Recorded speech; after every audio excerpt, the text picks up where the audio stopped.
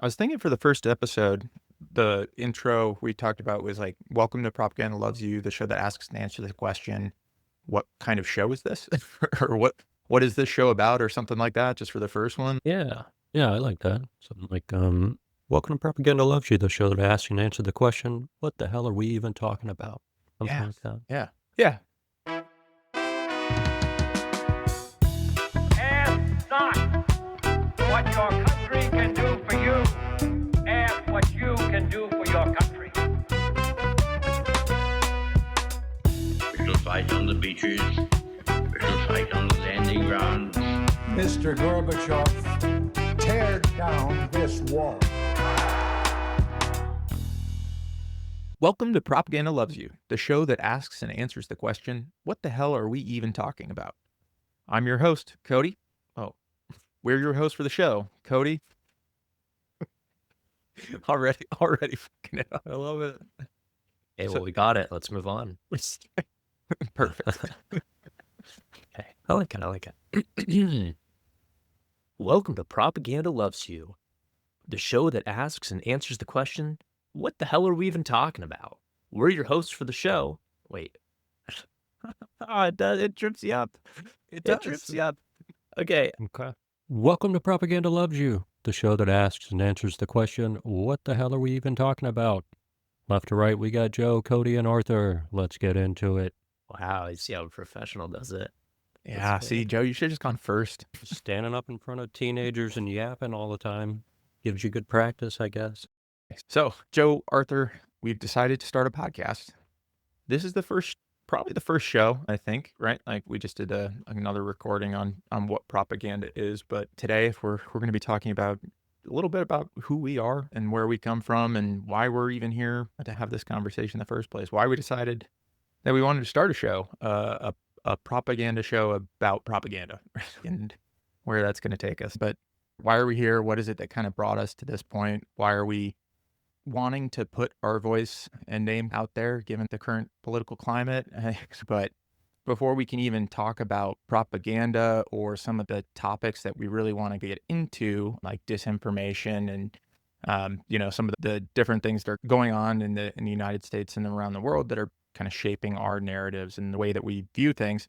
Before we can have that conversation, we think that anyone listening to this podcast needs to know a bit more about us, our background, and what brings us to this point, and also kind of our biases that we might bring into the conversation in the first place. So, I got biases, okay? I guess for prosperity's sake, I should say I'm Arthur. I grew up very early on, became vegetarian at the age of like 11. starting And strong. starting strong, starting right out. And, for me, it was like an environmental thing and also just, I guess, empathetic or moral stake that I had as well. But I think growing up, everybody has like these political moments in life and these, historical moments that obviously, shape us and contextualize exactly where we are.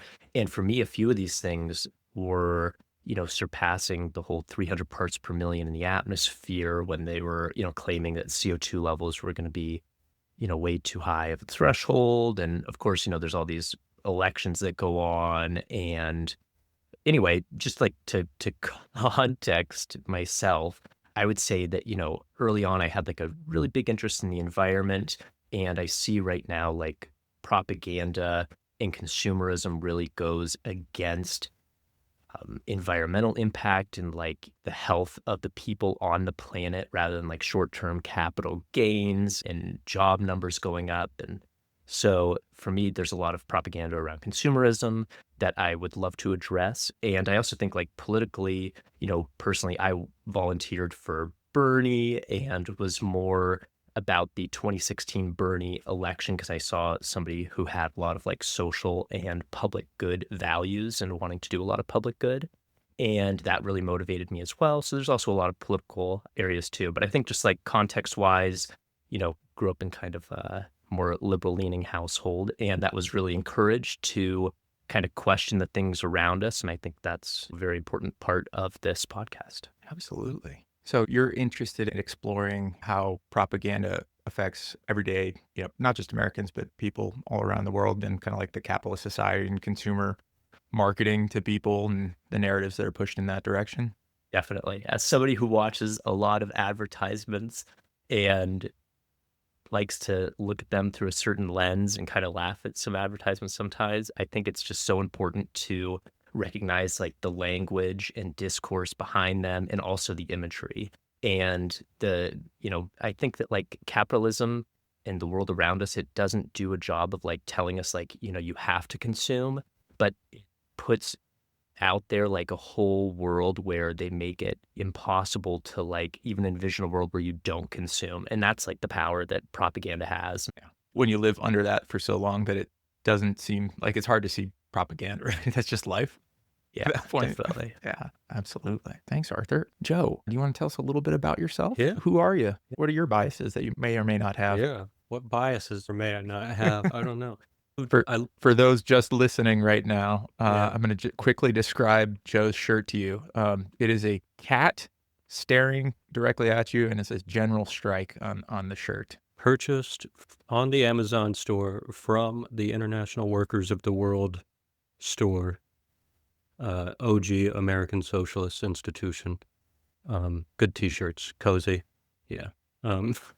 But I was just going to say, I loved what you said, Arthur, about the sort of early exposure to vegetarianism and having that sort of like political urgency instilled in you in a way, and sort of having like those early life-changing moments where you recognize something going on in the world and like, I got to do something. So I'm going to stop eating meat. I was kind of moved by that. And I've gone back and forth with vegetarianism in my adult life. I got into it in like early 20s when I watched a documentary called Earthlings. Don't watch it if you are worried about being triggered or traumatized by a film, because it is very upsetting to watch. But yeah, I watched that movie and I was like, no way, not eating meat. I can't do it. Like, allowing yourself to have an emotionally political moment like that is such an important moment in life. I feel like everyone has some triggering event that happened and just made them shift their worldview in a radical way. Like, oh no, I've been seeing it all wrong. I got to look at it differently.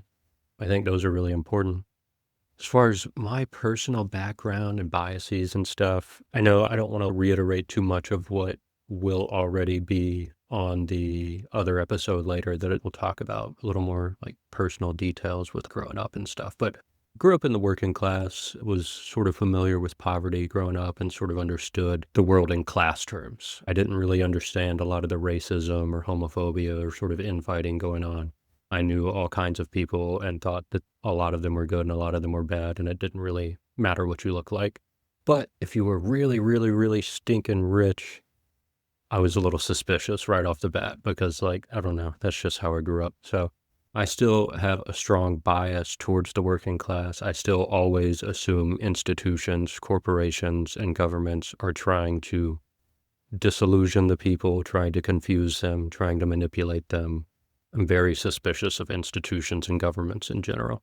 And I believe that like as a species on the planet right now, we are struggling to figure out how to connect with one another again in light of all this propaganda going on around us. And there's a lot of really scary stuff online, a lot of really oppressive news, a lot of terrible things you can tune into, and we should tune into. On the other hand, though, there are a lot of people creatively trying to figure out how to work together in this new landscape. There are people trying to build communities online, trying to share resources, educate each other, learn different languages even. That's huge. We're so monolingual in the United States. It takes effort and interest and often money to actually spend the time to learn another language. But that's something we need to start doing if we want to really talk about like a human species coming together to not let these billionaires destroy the planet for us. So I think Arthur and I have a lot of the same political biases in a lot of ways. I'm not like a perfectly clean vegetarian, but if I'm doing the buying or if I'm doing the cooking, I keep it vegetarian. And yeah, I think some basic empathy is definitely needed by a lot of people, especially a lot of men. We don't get encouraged to indulge our empathy growing up as men, especially as white men. We kind of get this stoic philosophy instilled in us, keep your head down, work hard, be tough, you can cry, but not too much. Do it in private. So I kind of want to open that up a little bit and encourage people, it's okay to feel things. You actually already are feeling things, and that's okay. So you can admit it and you can talk about it. And that's part of what we're going to do here. We're going to talk about history. We're going to talk about propaganda. We're going to talk about government and politics and all this stuff. But we're also just going to talk about what it feels like to be, a white guy in the world today trying to figure out what the hell we can even do about anything. And part of that is self-reflective and introspective, and we have to talk about our feelings and things like that. So those are some of my personal interests and biases and intellectual hobby horses and stuff. Yeah. So if you had to say, your beats or your areas that you really think you would focus in on over the course of the show, what do you think that would be for you, Joe? Yeah, for the podcast, I definitely wouldn't mind being like the history person, doing the history episodes. I have a lot of books about history I want to read and things to talk about. But I also want to do like mental health stuff, basic emotional intelligence. I also teach meditation in my free time, like on a volunteer basis. So I'd love to do a little bit of that. Yeah, those kinds of things. Yeah, and maybe just like liberate, as far as current events go, like liberation politics, like actual revolutions going on in the world, not just in the United States, what people are doing to resist oppressive regimes all over the world, and trying to sort of have a conversation about how we can learn from other places. A little bit about my background. My name is Kodie, and I spent a little over 14 years working in the federal government, 9 years active duty Marine Corps, and then another 5 years working for the Department of the Army. And that entire time was spent working in the intelligence field in counterterrorism. I left that life in 2022, but I would say, I actually have a lot more trust, I think, in institutions, having worked on the inside for a long time. That's not to say everyone is doing the right thing and everyone's trying to do the right thing. There's obviously bad actors out there, and there's people that have different views that want to see government go in different directions and want to use institutions for things that aren't necessarily beneficial, right? But I think in general, I have a idealistic view of what the United States could be based off of what we tend to say we are versus what we do. And I think we can move closer to what we have said we are, like the striving to protect people, protect other countries, these things that we fail to live up to sometimes, or most of the time, depending on your point of view. So I think, I guess my bias is just more pro United States probably than both of you guys have in general. Whoa, whoa, whoa, whoa. I have an American flag just like everybody else.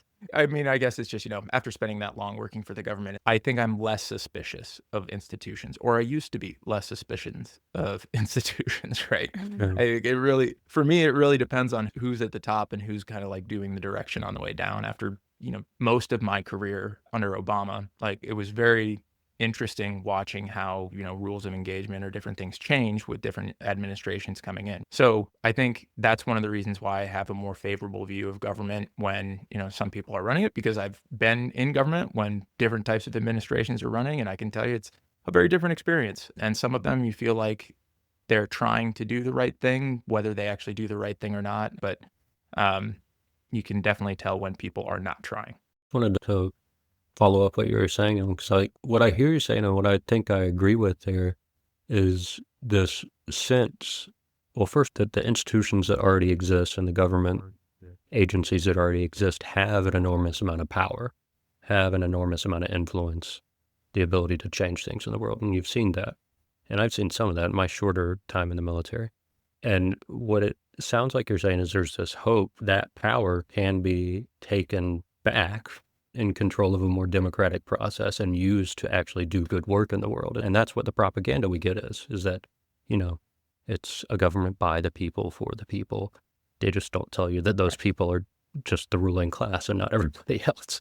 But no, there is that ideal. And I think I agree with that, like to the extent that like there is any potential with the institutions of the United States, it lies in that possibility of average people realizing what that potential is and coming together and aggressively demanding it be used for good.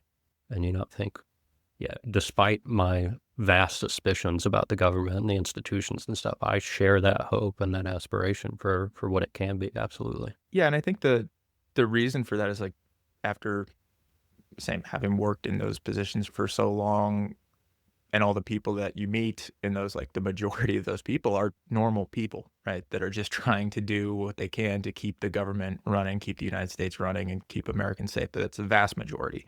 But just like The Office, it really depends on who the boss is, like what's going on. Like I know a lot of people maybe think that that doesn't change things, but it absolutely sets the tone for the rest of those agencies, right? Who's in charge and who do they appoint to lead those agencies and what they focus on, right? That is a massive, massive part of it. Please stay tuned for a word from our sponsors. A weak man starts his day with oat milk. A real man starts his day with Victory Coffee. You know who else like weak coffee? The communists. Victory Coffee, we don't do soy. We don't do fair trade, and we definitely don't apologize for being American. Every sip tastes like punching a socialist. Made from 100% conflict-grown beans, Victory Coffee is the only coffee approved for use in covert military operations. Victory coffee contains 600 milligrams of caffeine per serving, may cause excessive patriotism, unnecessary aggression, and the sudden desire to buy a tactical vest.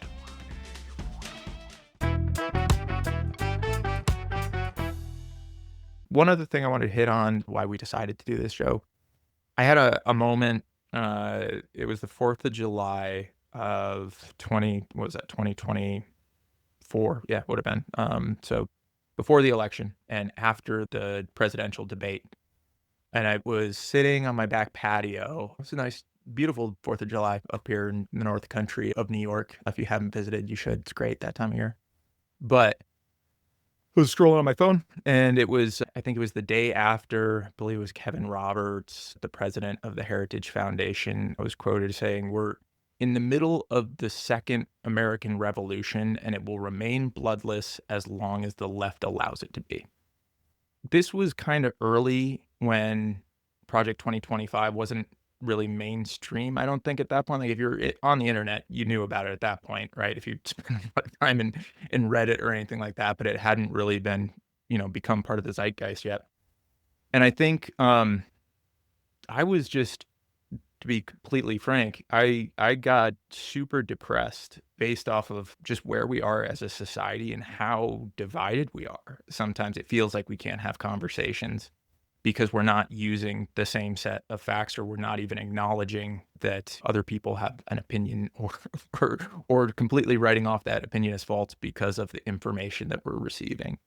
After the election that we had, I had thought going into that people would be able to see through some of the different narratives that are being spread, and also maybe we're more aware of the way that they are being targeted pretty much every day by different intelligence services. My background makes me think of that first, and that the American people probably don't realize in general that every time they go on the internet, they're being targeted in some way for their attention to shape their beliefs. And so after seeing the results of the election, that's kind of what pushed me to want to do something. And the reason that I was thinking about propaganda is just because of my background. I've got some experience when it comes to disinformation and understanding how information operations work.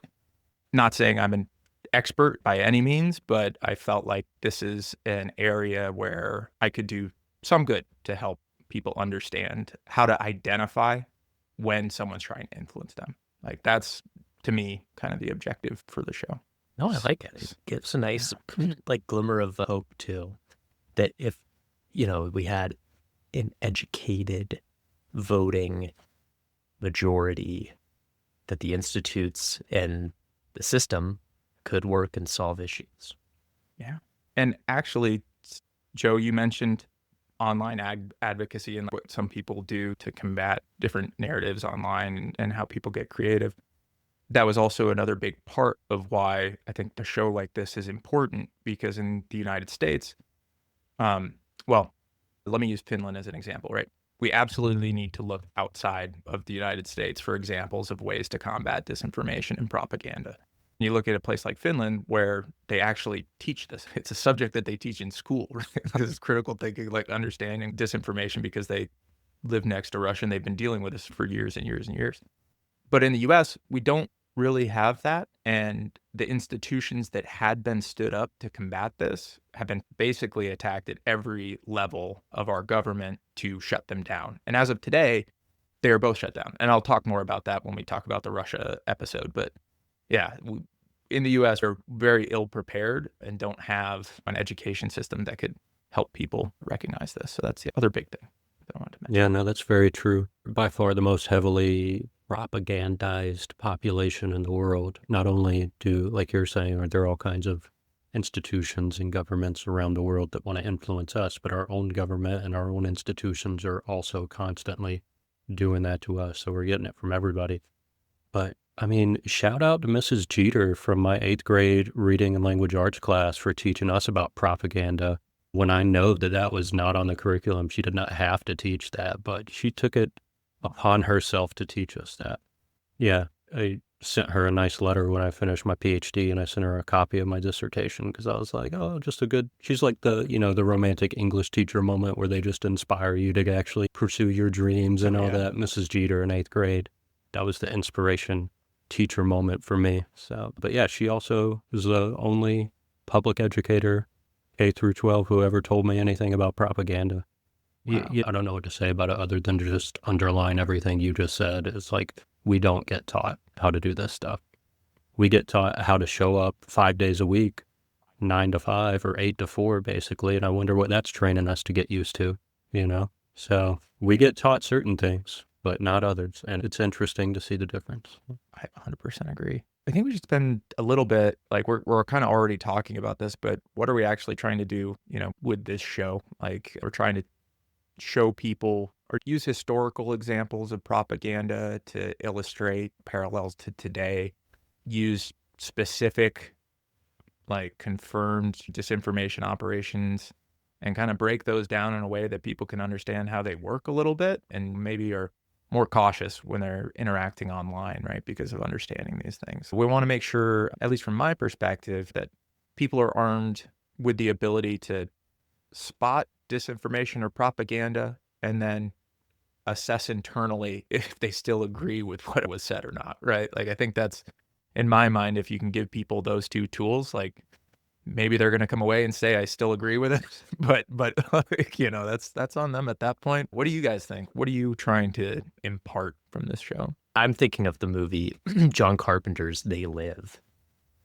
Okay, that's pretty interesting. I think you might both like it. We should have a it's like book club and movie night, But yeah, I think like to address this, the point is that in this movie, John Carpenter's They Live, the protagonist puts on these glasses and it allows him to see ideologies. And so he looks at a billboard and it might be like somebody drinking a Coca-Cola, and then it's like, it turns into a skeleton face staring at him with a Coke that, might say like death or something.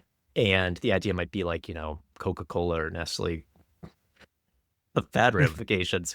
But I think that the idea there is that like, there are these glasses that allow you to see ideology. And I think to like what Joe's saying, similarly, it's really throughout K through 12, it was very difficult. I think I had one class in a government kind of class that taught me about these things, but nobody's teaching us to put these glasses on and kind of see the world beyond what is just presented to us. And so for me, at least from a consumerism kind of perspective, I think I would hope that people would be informed and be able to take these biases from other people and see how they're applied in their life and see that maybe some of their frustrations or context of their political, socio-economic situation in the world comes from other actors and they have their own motives.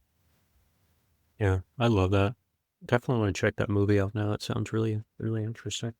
I love the glasses metaphor too, because like what my whole thing is like perspective and recognizing that you already have glasses on every time you open your eyes, and like you didn't actually design them or build them yourself most of the time. You just sort of took them from what people gave you growing up. And yeah, part of what I want to do on this show is like urge people to just turn the attention back on itself and really spend some time thinking about what kind of glasses you're looking at the world through every day.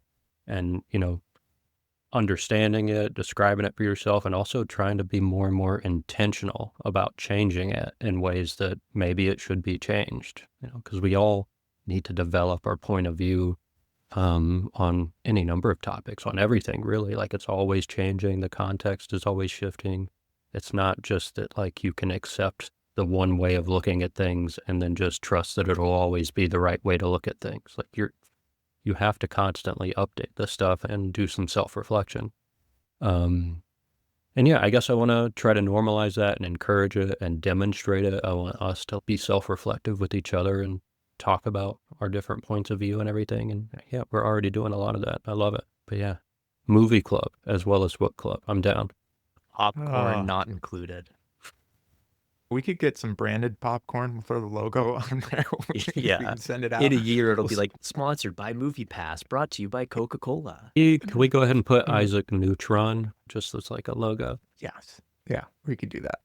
So we kind of talked a little bit about what we want to get out of this podcast and what we want to relay. I also want to mention our intent here with the show. Like, at least I'm going to say something, and then you guys can disagree with me if you do. But I think it was when we were initially talking about the concept, we don't want this to come off as a show where we're just going to be bashing on certain political groups or anything like that. That's not the intent. There's enough shows out there that spend their entire time focusing on Trump or, a different social media influencer or anything like that, that we don't need to do that, right? There.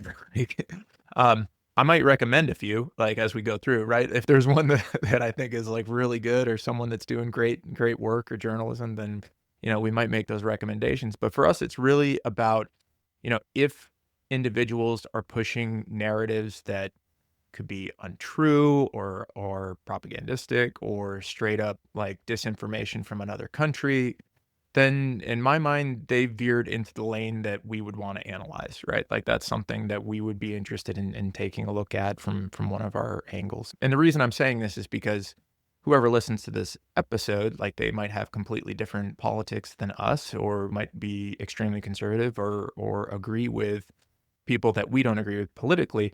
I don't want them to think that they couldn't listen to the show and still get something out of it, though. We're talking about something that is still useful to anyone to understand, I hope. Yeah, I think analyze is a great term. I think that in order to kind of discuss propaganda, you kind of got to put everything on the table. And so I don't think it's fair to be like weighted on one side or the other. I think that, if we talk about our bicameral system, we would definitely look at both parties as putting out propaganda with their own biases. I think we'd look at, from a world point of view, the exact same thing with different countries.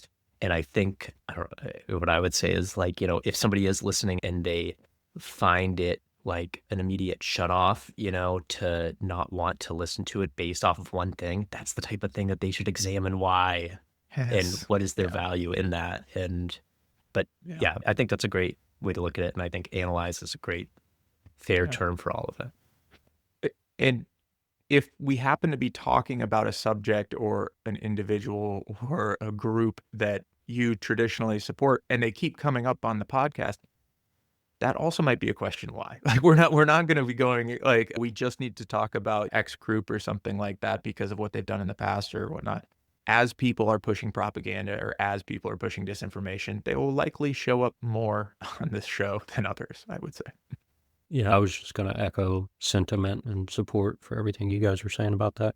I'm definitely not trying to get into any bickering or arguing or anything on this show. Like, I think we're all of the understanding that we're trying to understand the world. We're trying to have conversations about how to understand it. And of course, you have to describe people's points of view. You have to describe different arguments and everything. And you have to analyze and critique and pick apart. And that's part of the process.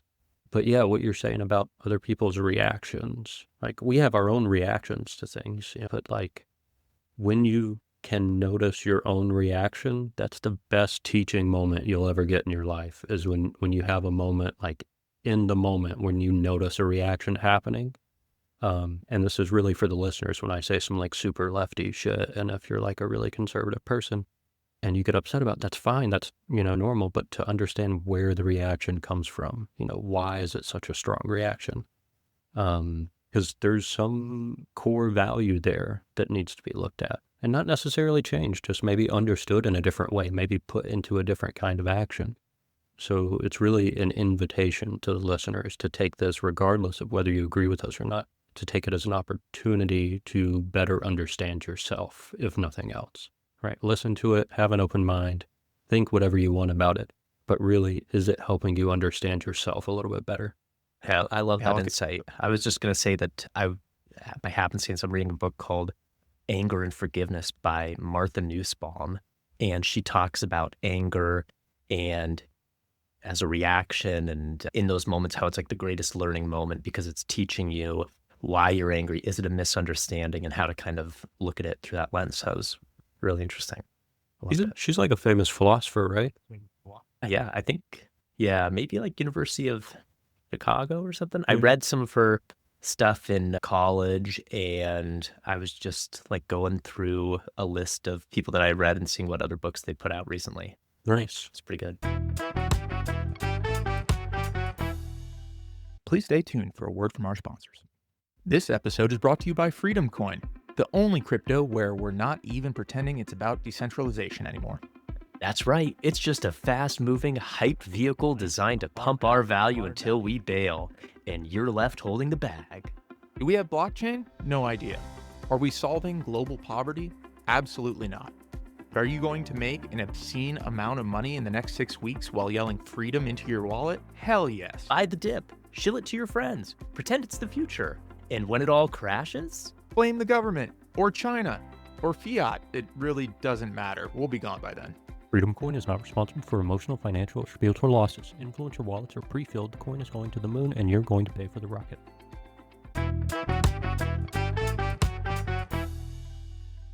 I think we should talk just a little bit about what people can expect. We did earlier. We said we were going to talk about history a little bit. One thing that I'll probably focus on a bit for this show is, like I mentioned before, deep diving into disinformation. And probably in the next episode, what we'll do is break down what propaganda means to us, what some of these terms mean when we talk about disinformation versus misinformation and whatnot. I'd like to explore, go deep on different nation state operations. When I say nation state, I mean like Russia, China, whoever might be conducting influence operations. That's an area that I'll dive deep in, and those episodes will probably be a little bit more structured, a little bit more detailed into exactly what happened, trying to tell that story so it makes sense. Joe or Arthur, any thoughts or anything you want to bring up as far as how we're going to relay information to people? yeah, I think in particular with consumption, I'm really interested in the verbiage used around public and social goods these days. Take, for instance, the latest around Social Security and how it's being called the largest Ponzi scheme in history, or how certain people are using the word entitlement as though it means that people, like it's like a negative thing, and rather than like people are entitled to the money. So I think relaying, socio-economical, political information. I was liking where you were going, because there is a lot of that propaganda around just those subtle manipulations of language, where you can take this institution like Social Security that was started in a good way, and like you just change the way you talk about it a little bit, and suddenly the implied meaning of the word slips in unnoticed, and suddenly people are like, "Oh, you think you're entitled to Social Security?" And it's like, that's the point. Like, Yeah. you pay into it. Everybody does. They're stealing from you. What are you talking about? No, I think, what can people expect? Obviously, a lot of those deep dives that Kodie's going to jump into are going to be great. We're going to talk about the propaganda of language and how it functions in society. I want to get into some history. I think I'm excited about our book club stuff. I think there will be a lot of cool opportunities just ongoing for us to demonstrate our learning process. I have a ton of unread books that I want to read in my house already. And so like this book, The Black Jacobins by C.L.R. James, which is about the Haitian Revolution, the slave revolt. I read the first 3 or 4 chapters a while ago, and then something distracted me and I put it down. So I would love to get an opportunity for us to just learn about the Haitian Revolution together and talk about, is there anything useful propaganda-wise, resistance-wise, that we can point out to the listener and learn for ourselves and demonstrate. Movie club sounds interesting. I'd love to talk about movies and propaganda and film. But yeah, I think they can expect good conversations about relevant topics that demonstrate a healthy way to have these conversations. We're not going to be doing the rage bait, bickering bullshit that a lot of people do online these days. We're actually trying to have a useful conversation, which means we have to be patient enough with each other to actually understand our different points of view. And that means that the conversations might be a little bit more slow than the type of conversations you're used to seeing online. It might take us a little bit longer to get through a topic because we have to understand each other first, and we're not just shouting over each other trying to, I'm right because I'm louder kind of thing. So yeah, I think that's what I'm excited about. All right, so I think we can start to wrap up for this episode, but I got two questions for both of you kind of as an end here. So the first question, what does wild success look like to you for this show? Like wildest dreams. Are we overthrowing Joe Rogan? Well, he already got overthrown by Midas Touch, but seriously, what is your, if nothing else, what do you hope to get out of this show? Or where do you hope the show goes? I think for me, it's want to put out a show, obviously, that people will get value out of in every way that we've talked about so far. But I'd also like to build a community around it. Like, I'd like to interact with the people that listen to the show. I'd like to find ways to promote events in different areas that get people out, get people together, and start to build a community. That would be ultimate success for me, that people get value out of the show from an educational standpoint, and it helps them in their day-to-day life, and it builds a community, both online and in person. So that's ultimate success for me. Nice. I love that. I think that my hope would be that the community around it is one that supports kind of like this whole Bernie movement right now, where he's talking about getting rid of oligarchy and just kind of like observing the political world around you. I think that to be born is to be political. And I think that engaging in that and getting votership up all the time. I think that societies tend to lean towards a more liberal direction, or progressive direction might be the right term there. And my hope would be that we kind of add a voice to the antithesis of what is going on, and people who've recently been freed from Romanian prisons enter in the US right now, Andrew Tate. So I think, kind of having the antithesis of that would be my hope. That would be wild success. Yeah, I haven't heard anything I disagree with. I think wild success is an interesting question. The first thing that popped in mind is if we can get Hassan on the show. You guys familiar with Hassan, the streamer, podcaster person? No. He's a good voice on the left in sort of the fray of influencing young men online sphere. Yeah, there's a vast number of especially young men on the internet getting influenced already. And we're part of that. We've grown up in the internet age. We've been a part of that ourselves. We know what it's like to sort of have to consume all the content that's out there. And we get influenced and we get attached to different voices, different personalities. We could each, go down a list of different people we followed online, whether it's podcasters or journalists or whoever who have sort of influenced our intellectual journey over the years. But we're sort of recognizing that we're at a point in the world where it's time to do the work. A lot of us are sort of sitting on the sidelines, have been for a long time, watching all these people that a lot of us consider clowns to just take all of the attention and influence and, just burn it, just burn through it for no good reason other than that they want the attention. And I think you guys probably agree with me that none of us are like people who are desperate for internet attention. We don't really want to be internet famous, but we have a perspective that we recognize as useful, and we're trying to jump in a way that helps other people recognize that it's time to get to work. It's time to build communities. It's time to share resources. It's time to actually get to the bottom of these problems and start figuring out how to move society in a direction that's better for everybody.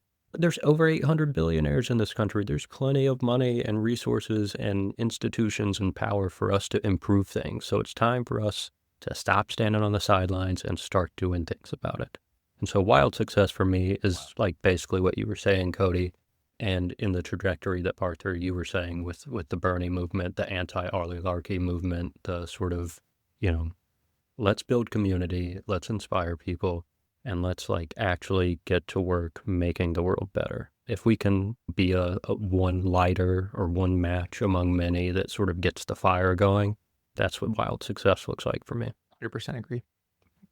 Joe, you did mention, someone that you'd like to bring on the show. You know, if we had our choice, Arthur, anyone that you would like to see on the show, anyone that you would like to interview, Oh, if we got to cool. that point? Yeah, I watched a lot of the Young Turks, which I think was how I found out about Hassan. Yeah, because his uncle.